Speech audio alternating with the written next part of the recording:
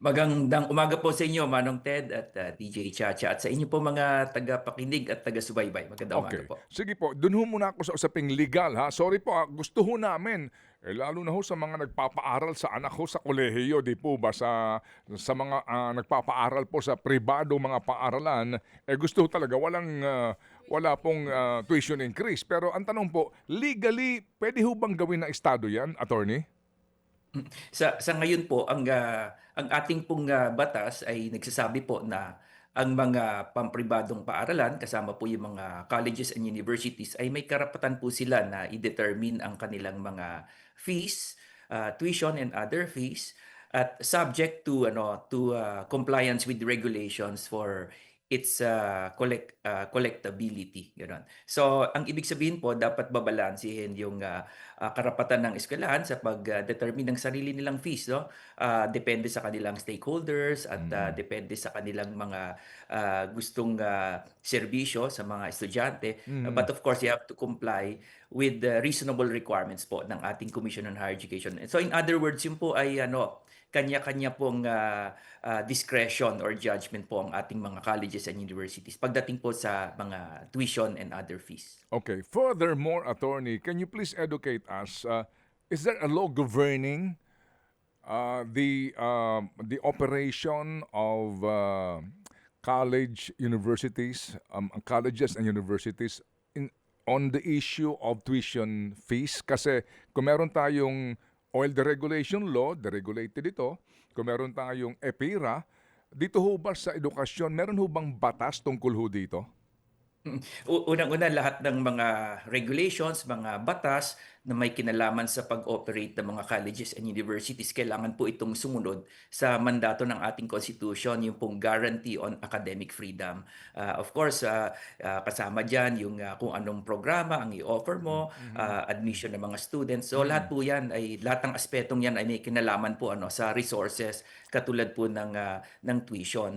Ngayon, ang nasusunod po na regulasyon pagdating po sa tuition at lalo na po sa pagtaas ng tuition ay yung pong CHED Memorandum Order number 3 Series of 2012. Yan po ay issuance po ng ating Commission on Higher Education. Andito po lahat ng mga requirements, katulad ang pinaka-importante po ay yung consultation sa mga estudyante Mm. at consultation sa mga faculty at school personnel. Mhm. At pangalawa, yung makokolekta mo doon sa increase, no? Dapat i-allocate mo yan. 70% ng increase dapat automatic mapunta sa salaries and benefits ng faculty. At yung 20% ay mapupunta sa facilities improvement. Yan po ay non-negotiable. Yan din po ay requirement Opo. ng batas. So yung pong dalawang bagay na pong yon, yan po ang kumbaga regulasyon pagdating po Mm. sa pagtaas po ng tuition. Ayun pa. Ito ho'y ating tinatanong, mga kapatid, para lang ho mas maunawaan po natin 'to sa broader po 'no na nakaisipan 'no. Yung pinagbabasehan ng order na ito. Sabi ni attorney, yung pong CHED ang naglabas ng kautusan. Walang Republic Act po tungkol dito, pero yung pong poder ng CHED na magtakda ng panuntunan kung meron pong gusto mag-aumento ng tuition fee at kung saan dapat napupunta yung aumentong hinihingi ng mga paaralan na ito. Klaro yan. Sige. So, sabi ng ho ninyo, meron lang mga panuntunan na dapat sundin, no? At kayo'y nagbibigay ng aplikasyon sa CHED. So, kung kayo nagbibigay ng aplikasyon, automatic ho ba yun na pag nag-apply, basta compliant sa mga requirements at doon sa sinasabi po ninyo na 70% sa mga benepisyo ng mga manggagawa sa paaralan, automatic ho ba yun na approval o talagang nasa poder din nila na pwede sabihin, nag-apply kayo, sorry, no increase ngayong semester?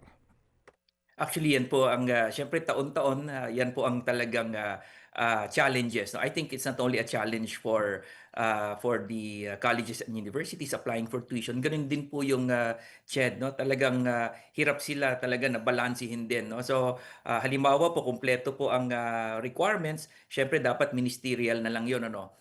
Sa pag-approve po ng CHED. Pero syempre kapag po napakataas talaga ng increase, marami pong hinahanap din yung Commission on Higher Education na sinisigurado po nila na saan po mapupunta yung tuition at dumaan po ba talaga ito sa consultation. Pero technically speaking, syempre pag lahat po yan ay sinunod ng isang kolehiyo o universidad, CHED naman po ang naglabas ng regulation, syempre dapat po nilang i-approve yon. At saka tandaan po natin, bago po yan maisumite sa CHED, dumaan po yan sa consultation ng Mhm. faculty at ng Mhm. Mm. mga estudyante.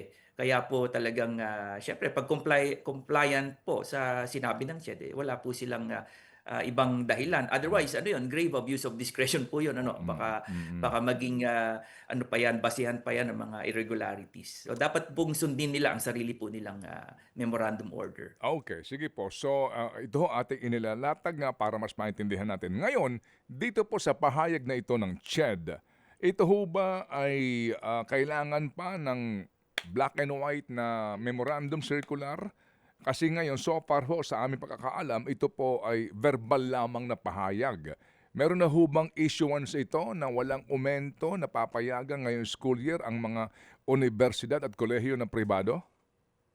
Unang-una, Ted, nung narinig namin yung pong pronouncement ni Chairperson Agrupis, we know that it's really done in good faith. Kaya lang po, para po sa mga pampribadong kolehiyo at universidad, yun po ay tinitingnan namin as parang pakiusap, no? Kasi nga po, maraming ano, it's very complicated. Marami pong mga regulations in place at wala naman po pang official na pronouncement or issuance na galing po talaga sa komisyon. At kasi parang at this time, ano na po yung application po kasi ginagawa yan end of the year. No? So ibig sabihin, yung increase sa darating na school year, na isumitin na po yan, ang deadline po ay nung last month, April 1. Pero yung mga consultation, ang Mm. deadline yan, February. So may mga consultations na nangyayari sa mga eskwelahan last year pa. So, I mean, pag hindi naman ito ngayon lang ang desisyon, no? Mm. At nasa kanila na po yung ano, yung mga applications. And again, yung mga requests or applications for tuition increase, magkakaiba po 'yan per school. So Mm. you cannot have a blanket approval or blanket reduction Mm. or disapproval. Parang napakahirap because every college or university, they operate on different contexts, no? Mm. Including Mm. students, Mm. programs, Mm. facilities, yung iba Mm. may CBA, Mhm. yung iba nagre-request ng aumento sa sahod yung mga faculty. So Mm. kaya po ang decision po talaga ay itinakda ng batas, naka-design po 'yan na talagang it is the individual college or university that is in the best position to decide on these matters. Okay, sige. So we have learned, totoo ba na nakipagpulong kayo kahapon dito po kay Chairperson Shirley Agrupis, who initiated the meeting kung totoo man? Yes po, nagkaroon po kami meeting at nag-reach out po yung Commission on Higher Education dahil nga po dun sa mga ulat po na lumabas at yung statement din ng Kokopea. So basically it was mabilis lang po yung pagmi-meeting po namin at we are both, no, yung Kokopea and CHED, were trying to explore yung possibility nga po na ma-defer kung hindi po masyadong pinag-usapan na yung technicalities kung ano yung pwedeng magawa namin na operating on these guidelines, ano pwedeng Mm.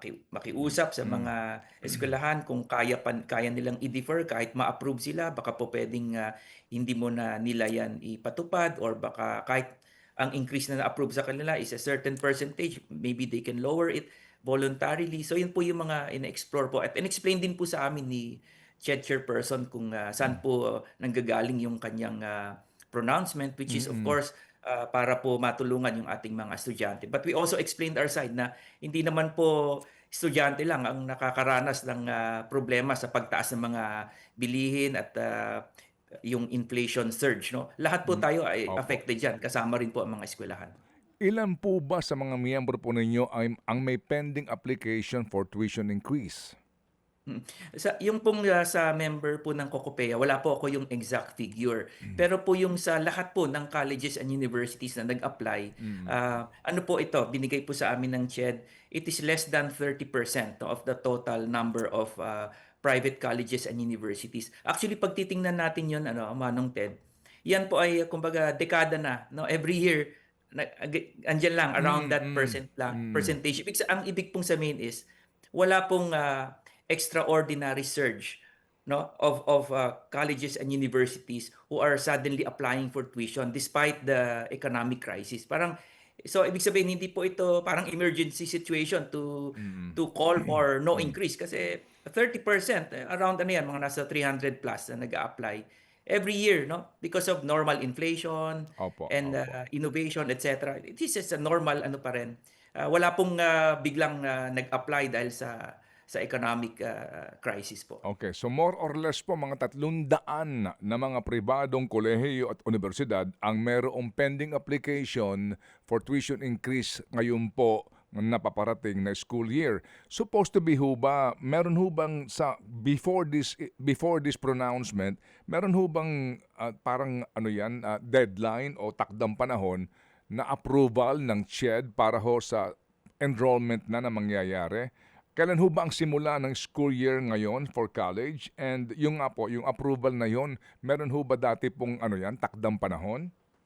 Actually, wala po silang deadline para sa sarili nila, yung Mm, CHED. Pero mm, mm, ang deadline ng submission like I said, is April mm. 1. So, Oo. nung April po, no. So, Mm, after April 1, any region can already approve. Actually, Manong Ted, may mga regions po na nakapag-release na po ng approval ng mga tuition increases sa mga ibang colleges and universities, no, bago pa po yung pronouncement.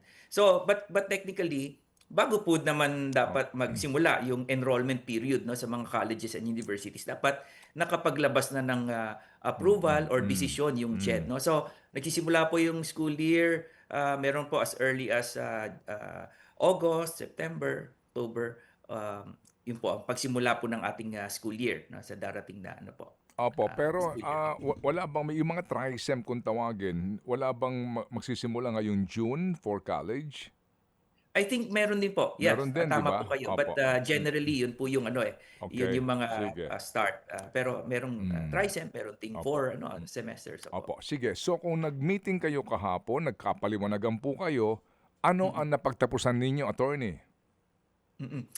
Yun po, actually babalikan po namin sila katulad po nung mga hiningin po rin ninyo, Mhm.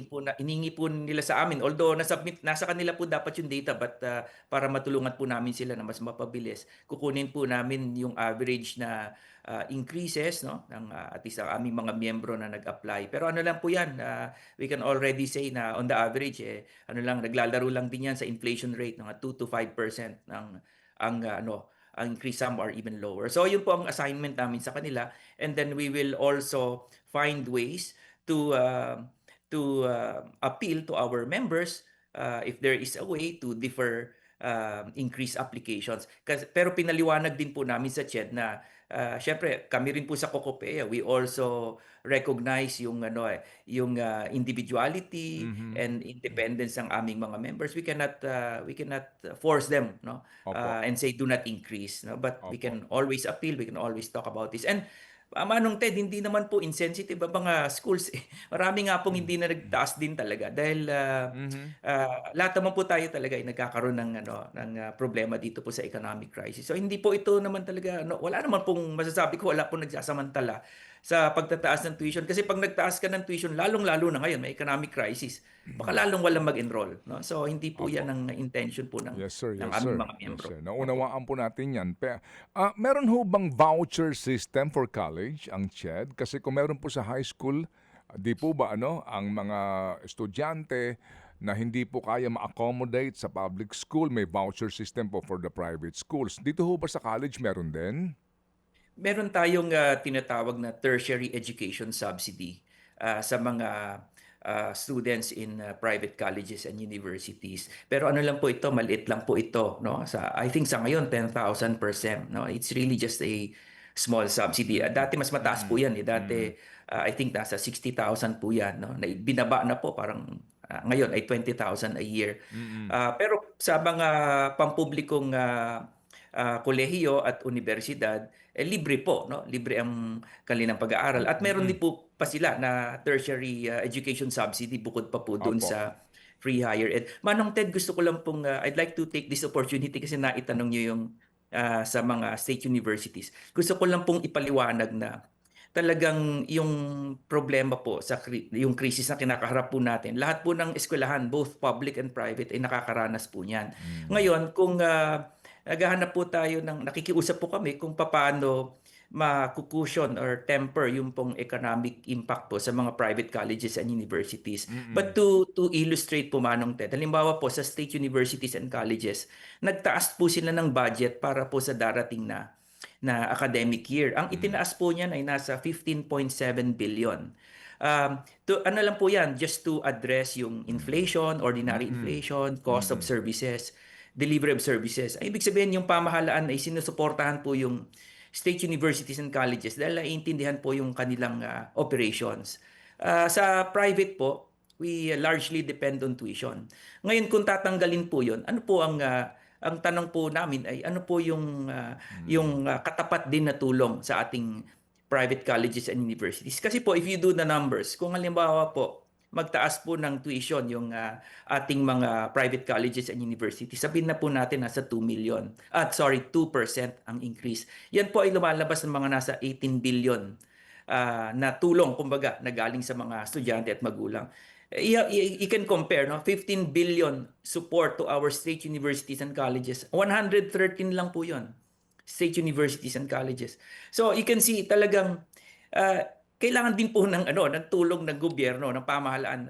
Either hindi naman po direct na funding, but at least give us some fiscal measures, no, Mm. reasonable fiscal measures to support our operations. We should not be left alone in this crisis kasi kasama rin po kami sa nakakaranas ng krisis na ito. Yun lang po ang aming ding dagdag na pakiusap po. Okay.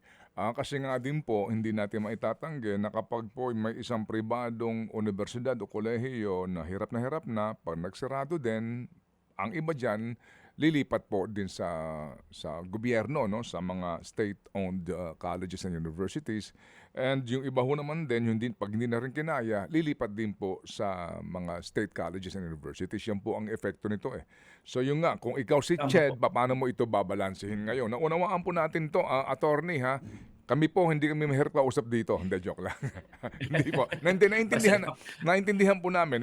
We know where you're coming from at kung gaano nga po ito kahirap kasi po tayong lahat po ramdam itong krisis na ito. Maliban na lamang po sa mga tumanggap na po ng mali-maletang pera. Tiya, meron ka bang tanong kay attorney? Yes po. Attorney, may binabanggit lang po kayo nitong nakaraan. Ang Mhm. sinasabi niyo po, constitutional complementarity, nangangailangan din ng fairness sa pagitan ng public at private providers ng higher education. So parang sinasabi niyo, kung tinutulungan ng CHED yung ating mga pampublikong paaralan, dapat meron din silang pinoprovide for the private schools para mas makapagbigay kayo ng mas dekalidad pa na edukasyon sa ating mga estudyante who are enrolled in private schools. Ano pong exact fiscal measures ang nais po sana ng COCOPEA na maibigay ng gobyerno na sa ngayon ay hindi pa po natutugunan?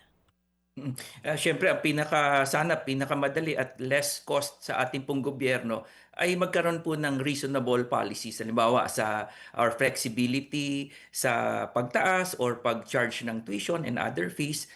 Yon, malaking bagay po yon. Katulad po nito, siyempre pag sinabi pong blanket denial or Mm, mm, 'di ba, mm.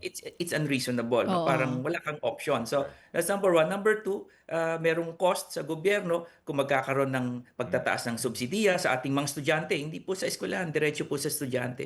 Malaking tulong po 'yon. So ang lagi po namin sanang pakiusap, no, because of the complementarity is habang ang gobyerno po, estado ay tumutulong sa mga state universities and colleges, sana isipin din po nila yung private colleges and universities. Kasi tama po yung Mm. sinabi ni Manong Ted. Mhm. Kapag nagkaroon ng imbalance, pag nagsara ang isang Mm. pampribadong paaralan, eventually it will strain government resources kasi lilipat eh. Yeah, Opo. Magka-crowding na naman sa state universities. Pero kung sigurado. hindi naman magsara, ganun din kasi mababawasan ng choices ng mga estudyante pag nagsara ang mga Mm. courses, Mm. bababa ang kalidad kasi walang kakayanan ng pampribadong paaralan na mag-hire Mm. ng dekalidad ng mga professors. So, ang ating pong Philippine education system ay merong dalawang sectors, no? Ang sabi ng Constitution, public and private. Kaya po may complementarity. Hindi pwedeng wala yung isa. Oo. Ay, kailangan po mag-complement po talaga sila. Oo. Attorney Joseph, hindi ba may binibigay na tulong po yung gobyerno natin para sa mga senior high school students? May mga pili na pwede sila mag-enroll sa mga private school, sasagutin ng gobyerno yung kanilang tuition fee. For colleges po ba, kulang pa yung tulong na yun? Kasi may mga programs na rin naman po ang gobyerno na nagbibigay ng libreng edukasyon for college students. Nakukulangan pa kayo for that? Actually, yung amount is bumaba pa po. Ito yung sa tertiary education subsidy na Oo. nabanggit ko kanina. Yung Opo. voucher Sa system batas, kanina na pinag-usapan natin. Opo, sige. o yung RA 10931, 10931, meron pong doon subsidiya para sa pampribadong estudyante. Kaya lang mababa po yung amount ngayon, lalo pong bumaba, parang 20,000 a year. So parang 10,000 ASEM lang po 'yon. Tsaka may mga po doon, pinag-aaralan po ngayon yung implementation din kasi yung pong mga lugar na merong state universities and colleges or local colleges and universities, kapag nandoon located yung pampribadong paaralan, hindi makakatanggap yung doon estudyante. That's how they designed the implementation of the law. So yung sinasabing subsidy, ang nakakapag-benefit lang talaga doon generally, doon sa mga lugar na walang government colleges or universities. Kasi kung meron, I think ang intention ng batas, doon kayo Opo. sa Opo. pampubliko at wag kayo dyan sa pampribado. So, yan po ay nire-review din kasi baka nagiging restriction yan, no, sa access to that subsidy of the Okay, government. sige po. So, attorney, pahabol na pong katanungan, kapag ho ba daw single parent at nakarehistro po sa kaukulang ahensya, no, like DSWD, meron ho bang diskwento sa tuition sa private? Meron po kasing batas yung Solo Parents Act, no? At meron doon na part na yung pampribadong paaralan dapat magbigay ng discount. Pero alam niyo po, sa totoo lang yan po ay hindi malinaw, no? Kasi discount, no? Syempre kung gusto mo bigay ng discount, yung mga kaya, they immediately give it. Pero yung sa iba ang tanong is saan nila kukunin? Remember, when you increase tuition, when you charge tuition, lahat po yan naka-enumerate, no? Sa CHED. So, saan mo kukunin yon kung earmarked yung increase mo at yung sina-charge mo? Wala naman doon sinisingil sa ibang estudyante to subsidize other students who are also entitled. In other words, ang amin pong laging pakiusap, kapag may mandato po ang batas, sana maglagay po ng pondo doon na pwedeng gamitin na mga pampribadong paaralan. Kasi ang tanong din po kahit may ganong mandato, saan po kukunin? Even if you give discounts or